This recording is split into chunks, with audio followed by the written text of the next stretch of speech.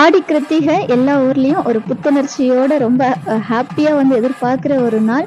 அந்த நாளில் மயிலாட்டம், கை சிலம்பாட்டம், கரகாட்டம் சொல்லி நிறைய ஆட்டங்கள் வந்து கிராமப்புறங்களில் ஆடுவாங்க. காவடி ஆட்டம் எல்லாம் ஆடுவாங்க. ஸோ அதுக்காக எங்கள் ஊரில் முன்னாடி ஒரு 4 டேஸ்க்கு முன்னாடியே வந்து ப்ராக்டிஸ் கொடுக்க ஆரம்பிச்சிருவாங்க. அந்த வைப்பில் தான் அந்த ஊரே ரொம்ப சூப்பராக இருக்கும்.